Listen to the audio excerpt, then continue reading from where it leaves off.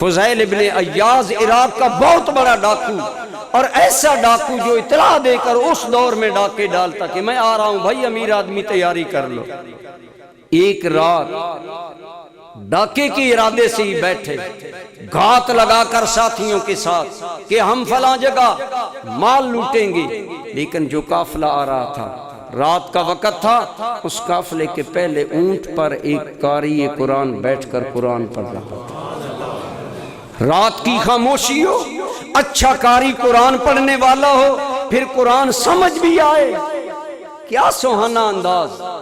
وہ قاری قرآن جو پہلے اونٹ پر بیٹھا تھا نا قافلے کے، جسے لوٹنے کے لیے فضیل آیا تھا لشکر لے کر اپنے چوروں کا، اس کا پہلا قاری پڑھ رہا تھا أَلَمْ يَأْنِ لِلَّذِينَ آمَنُوا أَن تَخْشَعَ قُلُوبُهُمْ لِذِكْرِ اللَّهِ۔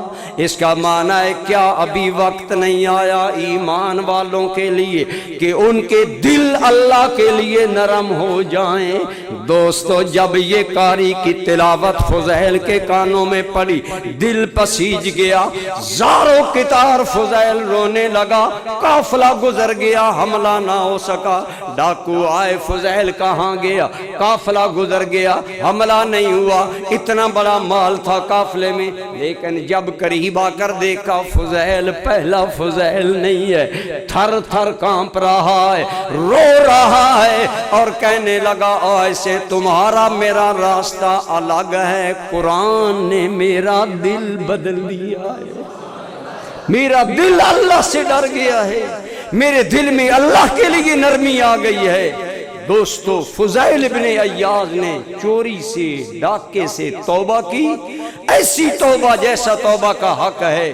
پورا پچھلا حساب لگایا، میں نے کتنے لوگوں کا مال لوٹا، جس کا مال تھا اس کو واپس کیا، جس کا نہیں واپس کر سکا گھر جا کر معافی مانگی۔ جب اتنا فضیل بدلا تو یہی فضیل وقت کے اولیاء اللہ کا ایسا سردار بنا کہ فضیل کے پاس آنے سے لوگوں کے دل بدل گئے۔ ابراہیم بلخی، حضرت ابراہیم بلخی آپ کی خدمت میں ہی آئے، بلخ کا تخت چھوڑ کر آپ کی خدمت میں آئے، بڑے بڑے اولیاء اللہ آپ کی خدمت میں آئے۔ بادشاہان وقت کو آپ جب تنبیہ کرتے تھے تو بادشاہان وقت کے آنسو جاری ہو جاتے۔ اتنا فضیل ابن عیاض سمرا۔ عرض یہ کر رہا ہوں، قرآن سمجھ کر پڑھنے کی کوشش کیا کرے، قرآن جب سمجھیں گے اثر ہوگا، اور قرآن تھوڑا بھی سمجھ کر اگر بندہ پڑھے، زیادہ پڑھنے سے بہتر ہے۔ دوستان گرامی قدر، قرآن کا ہم پر حق ہے کہ ہم اسے سمجھیں۔ آج میں یہی بات کئی مرتبہ کر چکا ہوں کہ آج ہمارا میسج آئے فون پر، وہ ہمیں سمجھ نہ آئے، ہم بندے کو کہتے ہیں ذرا میسج پڑھ کے مجھے مطلب سمجھا دیں۔ حیرانگی کی بات ہے کہ دوست کا پیغام اور میسج تو سمجھنے کے لیے پریشان ہیں، اللہ کا پیغام سمجھنے کے لیے کوئی پریشان نہیں، کوئی کوشش نہیں، کوئی بات نہیں۔ گھر میں ترجمے والا قرآن بھی نہیں، بچی کو قرآن دیا وہ بھی ترجمے کے بغیر۔ یہ قرآن کا تحفہ بچی کو دے رہے ہیں، پہلے بچی کو عالمہ بنائیں، پھر قرآن ترجمے والا دیں، زندگی سنورے۔ تو آج ضرورت ہے ہمیں اپنے معاملات کی قرآن کے بارے میں دیکھنے کی کہ ہم کیا کر رہے ہیں۔ دعا کریں اللہ تعالی ہمیں قرآن سمجھ کر پڑھنے کی توفیق عطا فرمائے۔